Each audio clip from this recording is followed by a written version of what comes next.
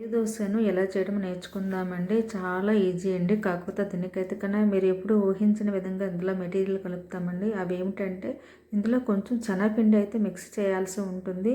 మనము వరిపిండి, శనగపిండి, మైదా పిండి, నెక్స్ట్ గోధుమ నూక ఇలా మెజర్మెంట్ చూడండి. నేను కప్పులో చూపిన విధంగా అన్నీ మెజర్ చేసుకుని వేయాలి. అంటే మనం గోధుమ నూక ఒక కప్పుడు వేసుకుంటే మైదా పిండి హాఫ్, ఇంకా ఉన్న హాఫ్ శనగపిండి వేసుకోవాలి. నెక్స్ట్ గోధుమ నూక ఎంత వేస్తామో వరిపిండి అంతే వేయాలండి. వేసేసి ముందు పిండిని మనము శుభ్రంగా కలుపుకోవాలండి. కలుపుకున్న తర్వాత వాటర్ వేయాలి.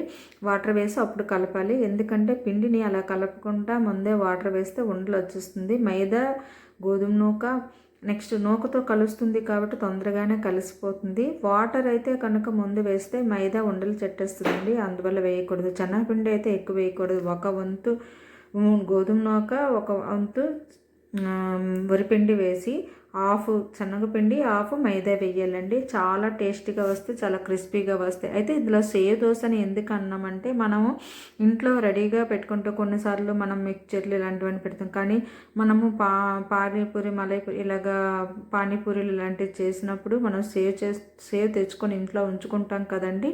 అదే అలాంటప్పుడు దోశల్లో కూడా వేస్తే చాలా టేస్టీగా ఉంటుంది.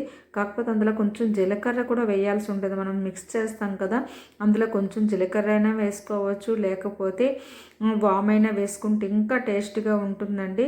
లేదు మనము ముందే జీలకర్ర వేస్తే చేదు వచ్చేస్తుంది అనే ఉద్దేశం ఉంటే కనుక మనము పల్చగా రావాలంటే జీలకర్ర ముందుగా వేస్తే మనకి పల్చగా రాదు. అలాంటప్పుడు మనం ఏం చేయాలంటే సేవ్ వేసిన తర్వాత జీలకర్ర వేసుకోవచ్చు, లేకపోతే జీలకర్ర సేవ్ అట్టు వేసిన తర్వాత వేయచ్చు.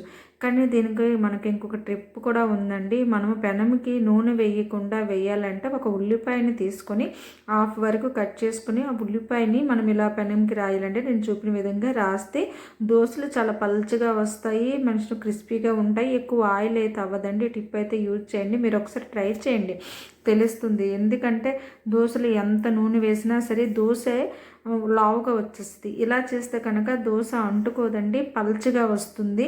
నేను ముందు దానికి నూనె వేసాను, రెండో దానికి అసలు నూనె ఒక చుక్క కూడా వేయలేదు. ఎందుకంటే ఫస్ట్ దానికి మనం నూనె వేస్తాం, ఎందుకంటే మనకి పెనము నీట్గా రావడం కోసం ముందుకు వేస్తాం. సేవ్ వేసిన